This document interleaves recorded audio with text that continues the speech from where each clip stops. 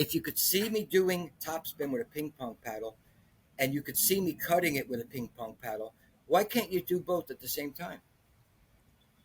You can if it's a flat plane and you're coming in sideways. It's a bit of a technical thing, but that a few people were asking about in the comments. So I want to talk about Chichi Rodriguez's knuckleball driver.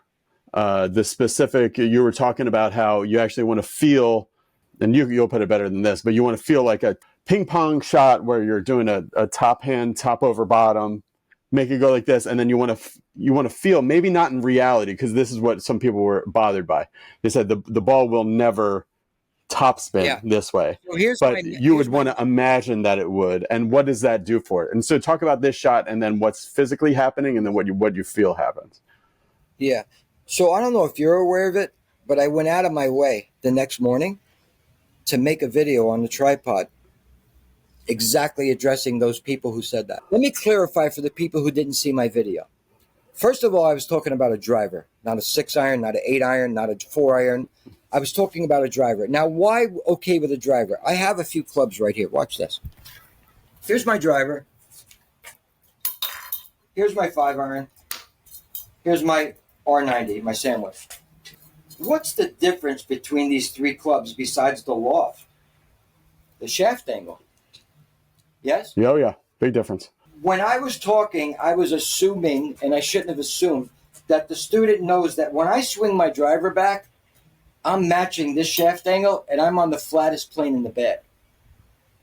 When I swing the 5-iron back, and this is all without thinking, I'm mimicking this shaft angle, and I'm on plane for my 5-iron, but it's steeper than my driver. When I swing my wedge back, I'm on the steepest plane in my bag, but I'm on plane for my sand wedge.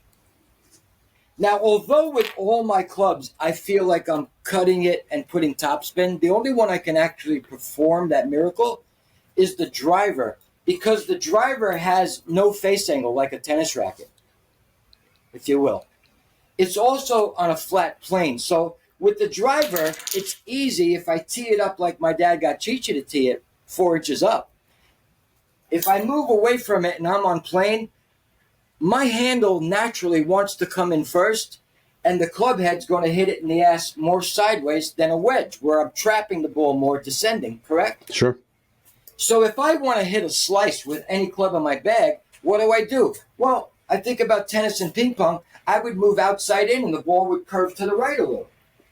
But if I think about a volley shot where I want the ball to go end over end and dive over the net, I take my tennis racket and I think about a topspin shot.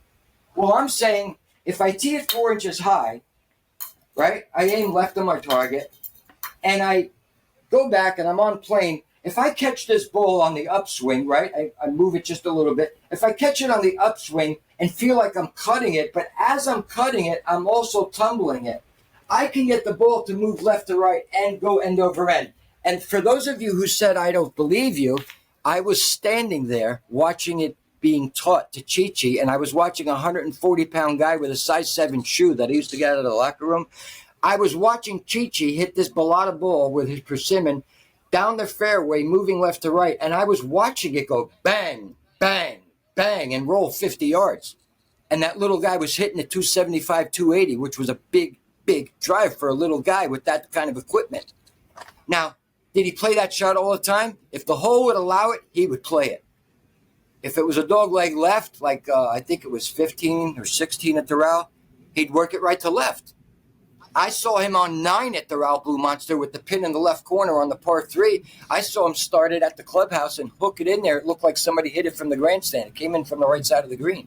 Chichi loved to work the ball, and that guy had more talent in his pinky than most of his peers. That little guy had so much talent. Getting that ball to tumble, if you could see me doing topspin with a ping pong paddle and you could see me cutting it with a ping pong paddle, why can't you do both at the same time? You can if it's a flat plane and you're coming in sideways. Yeah. I can't do it with a 6-iron, but I could feel it. I could feel like I'm cutting it and doing topspin, but it's going to climb up the face because I'm on a steeper plane and it's going to have backspin. Mm-hmm. But the reason I feel that, and I think it's beneficial to teach that feeling, is I never had a problem Everybody writes to me, I want a more piercing flight. I want a trajectory that beats the wind. I want to hit the knockdown stinger. I want to hit Tommy Fleetwood's hold shot. Well, you can't do it if the club head's getting in there first. So my job is to find out, why is your club head arriving first? Let me fix the cause. Yeah, all this stuff is impossible if you're flipping or timing the flip, like you said. There's nothing to talk about. Yeah. If you come to me looking like this, if you arrive on my practice tee, I don't need to put you on a multi-$1,000 simulator and go frame by frame. I know when you're flipping. I can turn my back and I know you're flipping because I can hear you sculling it or hitting it fat. And I know both of those are you flipping most of the time. So if you come to me and I catch you flipping it, I got to say, let me find out why this guy's flipping and address that. I'll tell him he's flipping, but I'm not going to say, hey, you're doing this. Don't do that. Do this. Okay. I'm not going to cripple him mentally. Right. I'm going to say, you're flipping because somehow, some way, you got it in your mind that lateral movement is a good thing. I start like this with students. Everybody at home that has 2 chairs can do this. I have no space here. I'm going to move away from this and play a trick on your brain when I move the chairs away. I'm going to move away from this and I'm not going to hit this. You see space here? Yeah. Okay. In my follow through, I return here. And now I moved away from there and I didn't hit this. Right. If you watch the film I posted of Ian Woosman and other great champions, they have that going on. And why that's important is that's how we create centrifugal force. If you take a rock on a string and spin it around, but as you're spinning it, start moving your hand that way, you lose centrifugal force. I did not invent that concept. That's just a fact of physics. Sure. The more I resist that thing going around, the faster she goes. So although my students have arms like wet towels, after impact, they're more extended than you presetting them. They have real extension. They have natural extension because they're unwinding before they even finish going back, and they're going up here, and it pulls them. But this is very important. So back to the flip.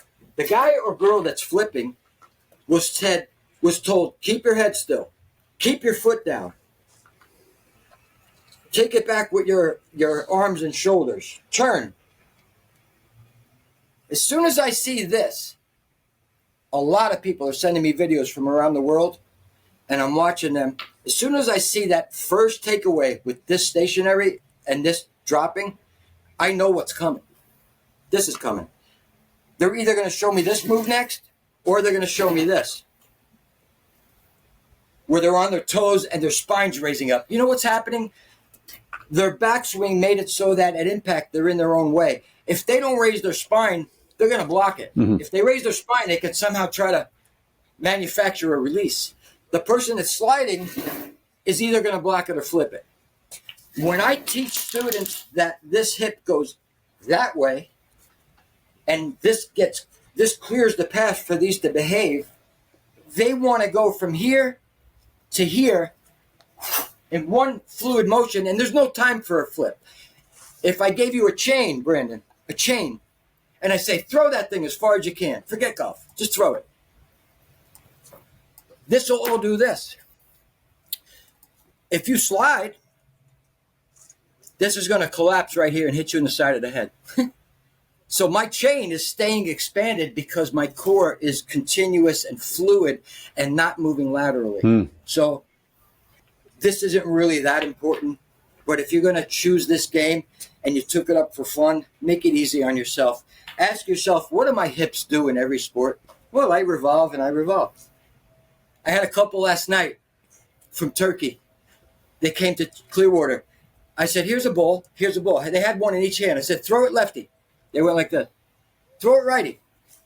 Oh, you already have the pivot, I told them. I was worried you didn't, but you're pivoting beautifully. Now I put the club in the right hand. I said, pretend you're going to throw it. Good. Put it in your left hand. Pretend you're going to throw it. You still have the pivot. Wow. Show me a tennis shot. Oh, you pivot? I can go on and on. Sure. There's a natural way to hit this ball that's mentally free, and then there is a way to play mentally directing. I prefer the natural way. I prefer to visualize the flight and go. Some people like to get involved, and I want to play that guy, by the way. I don't want to play this guy. Yeah, like a Raymond Floyd. I don't want to play a guy who's looking at his ball and the flag, the ball and the flag. I want to play the guy that's doing this. I know what his mind is on. Right. Mechanics. The other guy's mind is on ball flight. Two different guys. All right, Mike, this was super. So everyone, if you have time, it really would take just a minute of, well, just a second of your time to go to Mike's YouTube channel and click the subscribe button. But it will mean the world to Mike, and also be really great for me as well. And so if you, he's linked here. So just in the title of this video, if you just click that @Monty'sGolf button, it'll take you over to his channel. Click the subscribe button on there. Obviously, subscribe to this channel, very important. And go to Monty's Golf, MONTESGOLF.com. You'll see all information about his 3-day schools and one-on-one lessons and online stuff. He's really getting going. I sent you a little care package. Oh, excellent. All right, cool. And I'll do an unboxing. I wanted to surprise you, so I'm not going to talk about it. But when you get it, let's try to have another talk about what I sent you. Okay. And it will be beneficial for everybody watching. Hopefully not a horse's head or something like that. No. Right. It's something that's going to help your game. Okay, good. Good morning. I'd like to just quickly explain what I said in the interview, which I thank Brandon for having me on his show, Be Better Golf. I appreciate it very much. One of the comments, my father got Chichi to tee it very high and hit it left to right and get the ball to tumble. And I said on the film, and I don't remember the exact words, but there's a way to hit this ball and fade it and still have it tumbling forward. And somebody said, well, how do you hit a fade and get the ball to tumble forward? And a club has grooves on it and it produces backspin. Well, in reality, I was referring to tee shots. I wasn't referring to getting my irons to tumble forward. And the driver, and this is an LA Golf driver, and that face is pretty bold.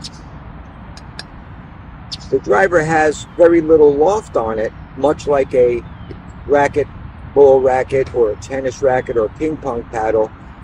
And I'm not making this up, but the action is very much the same on all of these. So I always tell my students, if they've played ping pong, tennis, racquetball, know how to feel a forehand shot with topspin. Well, that's the way I release this golf club. It's the same way. And I'm not releasing it. It's happening because I'm at ease and my hips are clearing. But there is none of this in ping pong, tennis, or racquetball, unless you're running to make a save. But the stroke is never this. It's always this. And the reason it doesn't look like this is as that's occurring, I'm unwinding.